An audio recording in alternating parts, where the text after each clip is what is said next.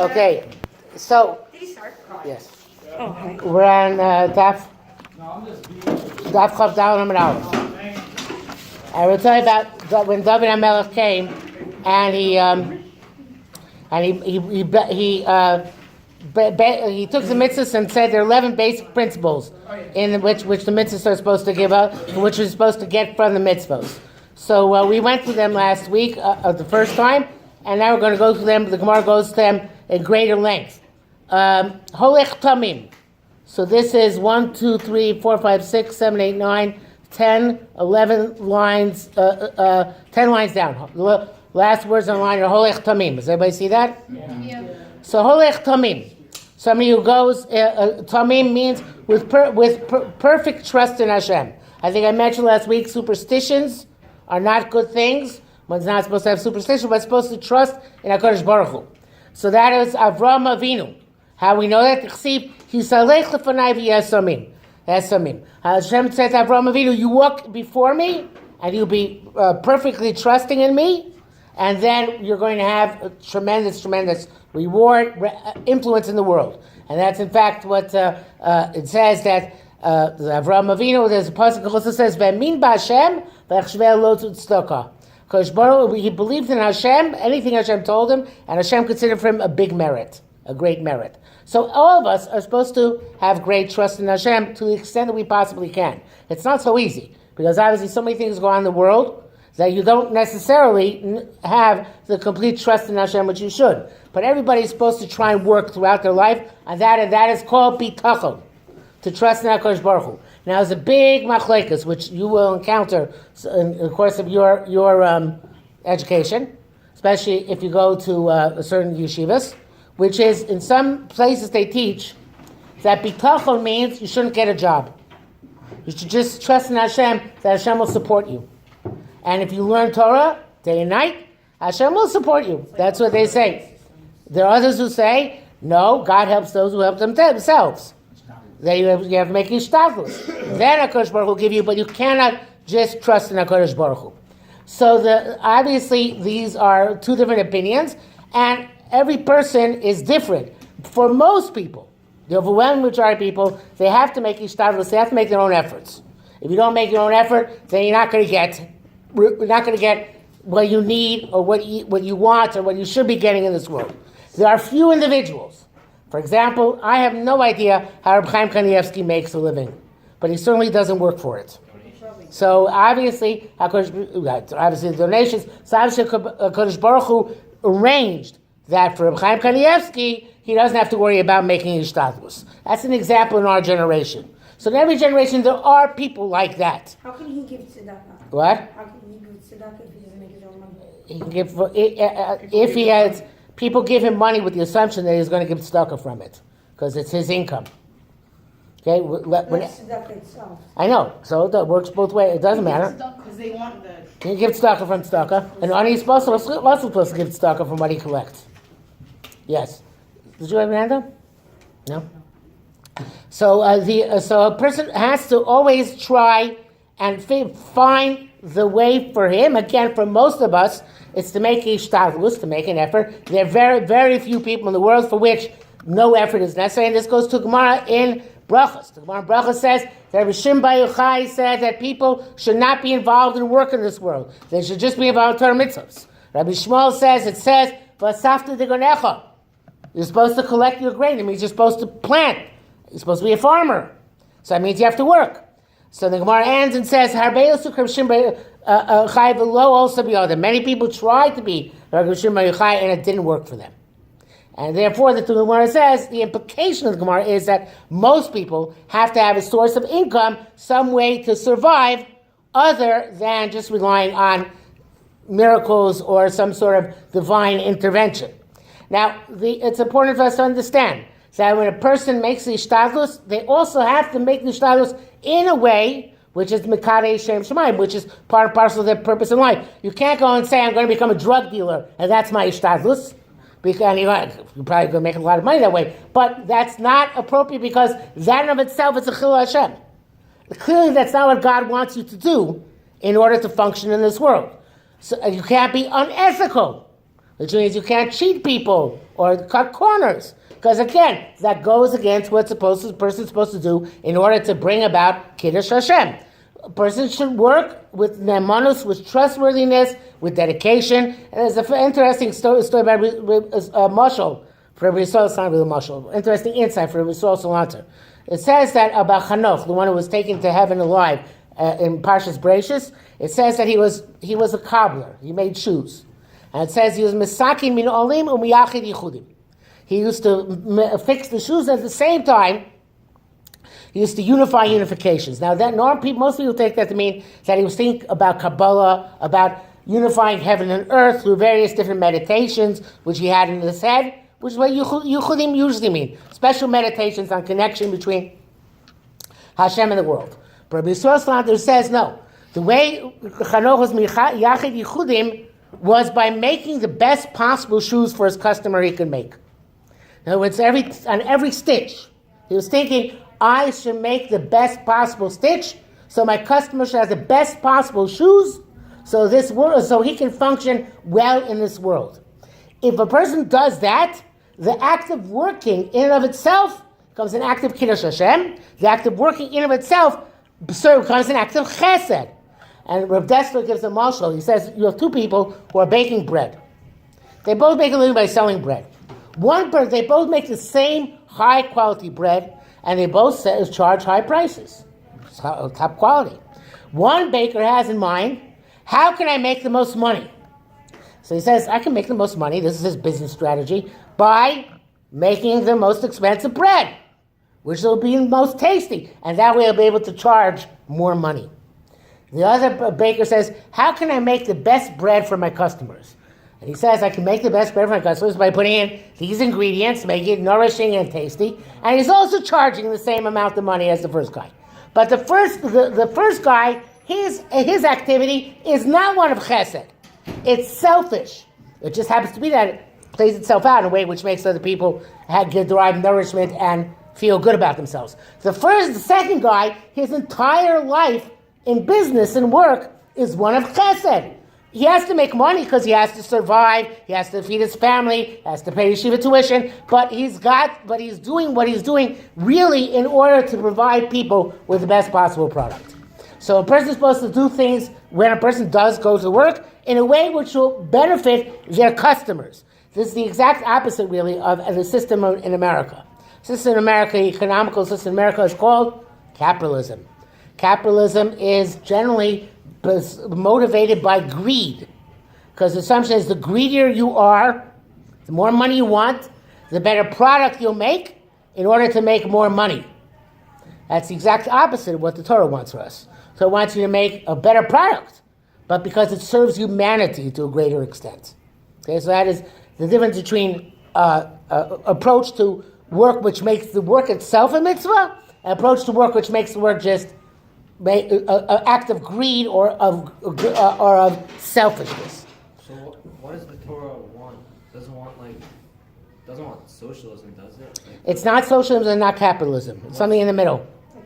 Is there a word? It's a welfare state. A welfare state means a state where you have people make their own money, but they support other people who are not making it. Stucco. Well, yeah, but it's not just stucco. It's a system. In other words, it's Meiser Ani. There are a whole bunch of things. Tzedakah is just charity. If I give you $1 because I feel bad for you. There's a whole system in Judaism. Meiser Ani, Meiser Rishon, Meiser Sheni, and all those things, Reket, Shichra, Peah, there's an organized structure in which it takes place. Okay? So what's you said like a lot of ideas in like 5 words. What are those exact words? What? Tamim tiem Hashem Elokecha. No, in English. Oh, be perfect in your trust of HaKadosh Baruch Hu. Okay? No, about what the Torah wants of us. Oh, welfare state. What is welfare? Welfare state means the state makes sure of the welfare of its citizens. In other words, the United States, under Franklin Delano Roosevelt, became a welfare state because it started providing Social Security, Medicare, Medicaid. It means the government makes sure that the poor people will be able to survive even if they're not successful in business, even though there's no source of income. Okay? Got that? So what does the Torah want of us? The Torah wants us to do that. To do the welfare? Yeah. Or to be... No, to have a welfare state. The people who need it, we provide for them. So why do Jews who need it, or people... Well, it says Jew. Torah is primarily talking about Jews, but the Gemara says, "Mefarnesin ani akumim ani yisomnei darkei shalom." We also, if a non-Jew comes to us and he needs money, we're also supposed to give him money. So is the same give tzedakah, or is the same... It's not tzedakah. Fine, okay. I mean... It's make a system in which people who need the support get the support. But that's not our... Are you talking about like life. poor people? No, To to give anybody, tzedakah, any poor person. To make a system to give people money. What? That's not our moral in life, to give people money. To make a system to give people money. Yes, it is. Not money. Give Ju- people... Support. Right? The United States right now doesn't have a good healthcare system. Because some people can't afford to get medicines, to go to doctors, because they don't have a good healthcare system. In most countries in the world, there's a healthcare system which at least provides minimal services for everybody in the country. So it would be a Jewish perspective would be to provide the capacity to get healthcare for every person in the country. Do you see that? So that's a system where the government will pay the What doctors. if he has no money at all? So what? Then you have the more responsibility. Okay? You don't like But that. obviously not if you're not of money. What? But obviously not if you're... Why? Because then you'll be broke. You're not going to be broke. That's what government will arrange, you won't be broke. Fine, let's say there was no... You don't give directly, right? What do you mean? You're not giving your money directly. You're giving a certain amount of money to the government. The government then distributes it, whether effectively or not, but then the government distributes it. Okay, let's go to the next. I'm talking about the government. Let's say the government will lose... They won't make you broke. No. Let's say that it doesn't have to give. It doesn't have to give to these people that don't have money if they will lose money. If they will lose... I disagree. I think it does. That just makes sense, though. Okay, to me it does. We'll talk about it at a different time. Let's guys want to make some progress. So the next line is Poel Tzedek Kon Abba Chilkiah. So Abba Chilkiah, when Rabban he was the grandson of Choni Ma'agel, right? You know who Choni Ma'agel was? Circle dude. Yes. So the story about Abba Chilkiah is that after Choni Ma'agel is no longer here, they went to his grandson Abba Chilkiah to ask him to pray for rain. And they found him out in the field. And he would not say Shalom Aleichem to the rabbis because he was in the middle of working.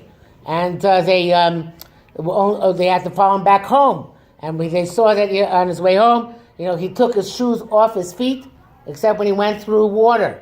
And he took his clothing off his back because he didn't want when he went through thorns. So later on when he got home, he didn't offer them money to eat, and so on and so forth. And of course, later on he davened, then his wife davened, and the rain came. But to make the story short, but the point is that Abba Chilkiah said, then he asked him, why didn't you say Shalom Aleichem to us? He said, because I'm hired to work by the hour. By the day, he said, in other words, I'm paid for every moment that I'm at the work. If I stop to schmooze with you, I'm stealing from my employer. That's a very, very amazing Gemara, because most of us assume that we only have to do for our employers whatever we have to do in order to get by. But Abba Chilkiah's assumption was no. I have to do for my employer whatever I can possibly do during the time that I'm working. And that's called Poel Tzedek. And is somebody who's a righteous worker is concerned not just with his getting his wages, but providing the best possible service for the person who employs him, the person who hires him. So what's the halacha? What's halacha? This is not. This is a person supposed to be strive to be like Abba Chilkiah. Most people are not able to be like that, but you should try as much as possible.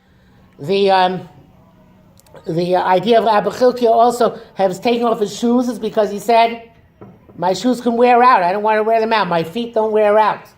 Except when he goes in water, he can't see what's underneath him to be safe, so therefore he put his shoes on. Also his clothing, he said, if I'm going through thorns, my clothing is going to get ripped. My skin gets ripped, so it'll mend. But my clothing won't mend. So everything he did was a cheshbon. Everything he did with an understanding of what is the best way to approach the situation. So that's a poel tzedek. Sorry? I don't know if all is closed, but the clothes which might have gotten ripped. Okay? The bear in mind, he was considered a very big tzaddik to which Chazal went when they needed rain. The Dovid emes bilvavo, somebody who speaks truth in his heart. Going Rav Safra, you know the story of Rav Safra, a Roman general approached him with Shemona Esrei to sell him a diamond, right? And he thought to accept the Roman's price, but he didn't say anything because Shemona Esrei and the Roman kept upping the price. Until after Shemona Esrei, Rav Safra said, I had in mind to sell to you for the first price. So he sold him at the first price, even though by then the Roman had doubled and tripled and quadrupled the price. So it's important for us to know. No, you don't have to do that. He did it anyway, and if you did it, it would be meaningless. Because you can't jump madregas. If you're not holding that madrega, you can't fool yourself. It says the Chavetz Chaim is a well-known story that whenever he sent a letter by messenger, instead of and he saved the stamp, he'll rip up the postage stamp. So why did he rip up the postage stamp? Because he didn't want to benefit from the government. He didn't want to deprive the government of the income it could have gotten from him by his not mailing the letter. So if you would rip up a postage stamp, it would be bal tashchis. It would be wasting the value of the postage stamp. Because you and I are not in that madrega. A person has to be in a madrega where he knows he's doing things because he feels that this is Ratzon Hashem, and this is something which he feels is the right thing to do, not because he read it in a book. When you do things because you read them in the book, they don't have the same value. And they might be things you shouldn't even do. But a person like Rav Safra, he knew within him that this was what he should do, and it made him happy to do it. If we ripped up a postage stamp, we'd be sad doing it. Wouldn't be happy. What do you mean, rip up a postage stamp? What? If you rip up a postage stamp in the middle, if you rip a postage stamp in the middle postage stamp which was worth, let's say, $1, Simcha. If you rip up a postage stamp which is worth $1, right? And then you lost $1, you're going to be happy about that? No. If you like Rav Safra, and a guy offered you offer you $100 for your diamond, and by the time you finish, he was offering you $1,000. Would you be happy taking the $100? No, you'd be miserable. What? Somebody came on Milshman, you couldn't talk. He offered you $100 for something. You had something you wanted to buy, and he offered you $100. And you kept on davening, so he kept on raising the price higher and higher and higher, till finally got to $1,000. Then he finished Shemona Esrei. For what price are you going to sell it to him? For $100 or $1,000? Is the guy? I don't know. Most people. No. So feeling. Wait, what I do? Yes, what you would do. Wait, am I the guy who was?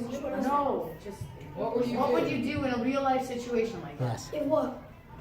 That if I was selling what? Yes. Okay. Okay, you don't have to I answer. don't know how much. Yes. So feeling it's the right thing is more important than knowing it's the right thing. Yes, when it's a chumrah. When it's not the strict letter of the law. You offered $1,000. Okay? When it's something which is with the halacha, so you have to do it. Something which is lifnim yishuras adin, only if you feel that this makes you happy. Because if it makes you sad, it's counterproductive. That means you're not holding by that madrega yet. Okay? Yeah. You know you're not holding by that level, but you know that you could do it because, let's say, you just able to, but you know that's like not your level to do it. Are you able to do it? Yeah, it's not, probably not. Like you're rich, but so you don't care really. Yeah, but the thing is that if it can make you, there's another danger. Actually, I got a call yesterday. They want to interview me tomorrow morning for this Headlines radio program, Motzei Shabbos, and Really? yeah, Listen to you. it's on the radio. What? Wait, it's on it? You listen to it? It's on. I think it's just on the internet. I don't think it's on the radio. anymore. I see ads for it. Yeah, I've been on it before. What So is it? it's a Headlines radio program. Dovid Lichtenstein is the name of it. What channel? What? No. What? It's not. Yeah. An internet channel. It's Yeshiva, I think it's through Yeshiva World News. Anyway, so the producer read an article that I wrote several years ago about chumras, and he liked it very much, and he wanted me to speak about it with his boss, who runs the program. So in there I wrote about when is it appropriate to take on a chumrah, and when it's not appropriate to take on a chumrah. So one of the things which I said is that, Rav Dessler says, is that taking upon oneself a chumrah can make one a Baal Gaiva. It can make one arrogant. In other words, if I think I'm holier than everybody else because I took upon myself a chumrah, so then it's counterproductive. Let's say you decide you're going to keep Shabbos for 72 minutes after Shkia. So if you're doing that, My dad does that. right? So if you're doing that because, what? I think it's a family rule. Yeah, so if it's a family minhag, it's not a problem. But some people who do it will then say, oh, look how holy I am. I'm much holier than all those people who just keep 50 minutes. So, 72. What? No, I don't know what. It might be just like a. I don't know where. What? Anything. I have no idea, but I know we wait an hour and 18 an hour and 40. Well, I don't know where it's from. I didn't do for like the Amazon things, like shop's over. Yeah, so the common minhag is 50 minutes. I know. Yeah. Wait. Okay, so let's go on. So the next line is that was Dover MS V'Vavo Lo Regalo Lishuno. He doesn't speak gossip on his tongue. Zeh Yaakovin L'Chsiv Ulai Musheni Avi. He's afraid maybe his father is going to feel him, and he's going to know. I'm going to then look in his eyes like a deceiving person. So it's interesting here. The model which is chosen is Yaakov Avinu, who in the end had to lie. Rivka told him, "You must lie," but he didn't want to lie. That's the point which is being made here. A person has to. Sometimes a person has to lie. The Gemara's classic example is if you have an ugly kala. So then, what do you say? You have to say that she's Right? You have to say she's beautiful. You know that Gemara? Gemara Ksubas? Ketzem rakti lifnei akala, kala noa v'chasuda. What? For the chasim too, yes. So even though the kala is ugly and disgusting, you have to say she's beautiful. If some, What if she's beautiful? sorry. Also for Shalom. Also for shalom, you have to lie. Also, by the way, it's true also about somebody. If somebody bought something and he got ripped off, you're not supposed to go like most of us do and say, "Ha ha, you got ripped off, you sucker." That's not what you're supposed to do. You're supposed to say, "Oh, what a wonderful purchase! What a bargain you got! How incredible that is!" That's literally. What? Yeah, they'll go to that same store and get like another. If it's your responsible to educate them, then it's your responsibility to educate them, fine, educate them. But most people who do that, they don't intend to be educational. They intend there's something that's called simcha le'ed. There's a German word which they use for it, which is a very beautiful German word. It's Schadenfreude. Schadenfreude is I'm happy when you have some misfortune occurs to you. It's people, guys, try to focus. It's people but people who laugh when somebody slips on a banana peel. That's a classic example, right? I'm happy. It makes me. It gives me not necessarily happiness, but it gives me pleasure or entertainment to see that you messed up. So that's how most people will go to that person who overpaid or bought the wrong thing, and they'll feel this sense of happiness that it's them and not me. So you're not supposed to say anything to them? You're supposed to know. You either not say anything or say, you know what you bought is a very good thing. You got a good deal. Okay? Are you supposed to not? Are you only supposed to do that if you have to comment? What? Or are you only supposed to do that if you like? If you're, you don't have to go out of your way to lie. But if he asks you, Yeah, but you could tell them that you could have got a better deal or something. you have to be careful. It's not so simple to do that. That's the point. If you're really doing it to educate them, it'll be okay. But most people are doing it just because They want to take. They don't have. They want to make it clear that they're superior to the other person, and they would never fall for such a rotten deal. Okay, so that is. So Yaakov Avinu, even though he had to lie, but he didn't want to lie, and he tried to phrase the statements in a way that would be the minimal lie possible. That's why he said, "Ani Esa b'chorecha," right? Because even depends you put the comma. It's, the way it could mean I am Esav your bechor, or it can mean I am and Esav is your bechor. But he didn't have to Right. lie. What was the second one? I'm me, Esav bechorecha. Esav is your bechor. It's still like lying though. It's still What? tricking though. It's still tricking, but it diminishes.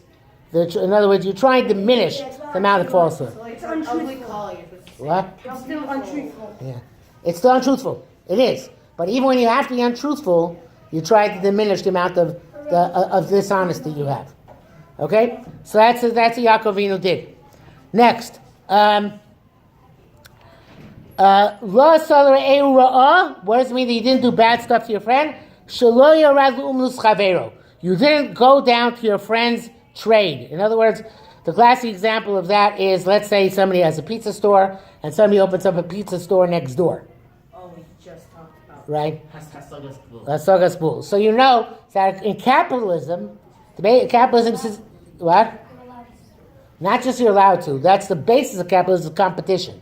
But the assumption is the more competition there is, the better the customer is served, and the better the product will be, and the lower the price will be.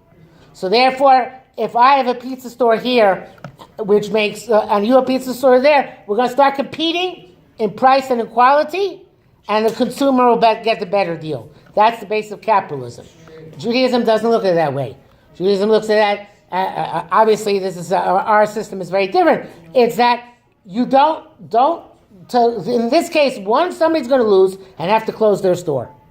Because obviously in competition, there's a winner and a loser. But if there are like a ton of people. Well, I'm totally hypothetical, right? Obviously, there are many more people than one pizza store can serve. That's something else. But so competition usually ends up with somebody losing. So you're not supposed to be the cause of that your friend's loss. Yes, maybe they'll be better pizza if you compete, but that's not your concern. Your concern is to not cause other people loss. Again, it's like you shouldn't be the cause of their losing their livelihood. So the idea is that you, even though you see that this is profitable, and you know you can make a lot of money, and you can make a better product, and it's not necessarily actually prohibited. Nevertheless, you should avoid it, because that's somebody who is somebody who's low, saw the I didn't do something bad, not an avera. I didn't do a bad thing to my friend, even though it's not avera. I didn't do a bad thing to him. The cherpa lo nasa krovo. This is a hard one. It says you didn't bear embarrassment on your relative. Zamekariv is krovov. This is somebody who's nice to their relatives. It's not easy. There's a Gemara, last week's parsha. Reb Chaim Kanievsky has a voice. I don't think I told it to you. I did? Lo sisna sochir b'ovecha? Okay, so I told you. So I'm telling you again. So the idea is that a Makariv Krova means that you find a way to actually be nice to your relatives and bring them close to you. I know my family it's not so simple. Me and my siblings, we don't necessarily get along so well. So when you grow older, it gets even harder. When you're younger, it seems like when you're younger, you're fighting all the time. Aren't you supposed to get nicer to your siblings? Sorry? Isn't it like, don't you get nicer? Whatever. No, you don't get nicer. Closer, no? That's No. what, like, everyone's... No. No. Yes, till a certain age, but then it stops again. When you're a kid, you don't. Yeah, you mature, but Yeah. 'Cause you Yeah. don't rough money with them. grudges. Unfortunately, later in life, grudges become much more significant, which is tragic. People hold grudges much more. Because of inheritance and stuff. Inheritance or family politics. Who didn't come to whose wedding? Who didn't respond to an invitation? It's silly, but that's what happens. People, it happens in all families to a certain extent. Some families to a greater extent. Okay, so that next one is nivzeh beinov nim'os. somebody who degrades himself in his own eyes, and we said, Chizkiyahu HaMelech Shagir Atzamos Aviv, Chizkiyahu who dragged the bones of his father, B'mito Shel Chavalim, in a stretcher made out of rope, and he dragged his father's body over the ground to indicate that he rejected everything his father represented. So the idea is that sometimes a person has to do things which are degrading in order to be Mekadosh Shem Shemayim, in order to bring about Kiddush Hashem. And here, Chizkiyahu found his father's deeds disgusting. And therefore, he was willing to cause himself the embarrassment of having his father dragged through the streets in order to show that he rejected that his father's deeds. What? Even if a person's father's a Rasha and he's a tzaddik, but it's still embarrassing to drag his father's bones through the street. But he did it anyway in order to show that Achaz was a Rasha. He wants to reject everything Achaz stood for. Are you supposed to do that though? What? Are you actually supposed to do that? No, but because you're not a king. That was a regular person. You see, the greater the Chilul Hashem, the greater Kiddush Hashem is necessary. If somebody Chas v'Shalom has a parent who's not doing the right thing, so they don't drag them to the streets because the Chilul Hashem made is probably relatively small. But if you had a king who worshipped Avodah Zarah and caused other people to worship Avodah Zarah, then the Kiddush Hashem has to be much greater. So that's why you take extreme steps, like dragging them through the streets. Okay? So next, Besirei Hashem Yechabed. This is the people people who fear God. You give honor to. Zeh Yoshafat Melech Yehuda. It's the Yoshafat who's one of the righteous kings. Shebeshah She'orel Talmid Chacham. When he would see a Talmid Chacham, Hayomeid Mikiso, he'd get up from his chair, Umechabko, Menashko, and embrace him and kiss him. V'korei and call him Rebbe, Mori, Mori. My Rebbe and my master. So Yoshafat was a king. What's the translation of Rebbe? What? Rebbe is great from the language of Rav, Harbe. Okay? So the idea was that Yoshafat was a king, and yet he wanted to make clear that Torah in Judaism is higher than Malchus. Right? Keser Torah is greater than Keser Malchus and Keser Kahuna, so therefore he made that clear by embracing Talmid Chacham, honoring Talmidei Chachamim, and showing his respect for them. You said Keser Torah? Keser Torah, yeah. The crown of Torah is greater than Keser Kahuna and Keser Malchus. And Pirkei Avos, says in Pirkei Avos. The Nishba L'Hara V'Lo Yamir, somebody takes a shvuah to do something negative to themselves. L'Hara here doesn't mean to be bad. It means to do something negative to themselves. V'lo Yamir won't change that. Rabbi Yochanan, like Rabbi Yochanan, Da'amar Eya B'Tainis, used to say, I would be in a fast. I'm going to fast until I get home.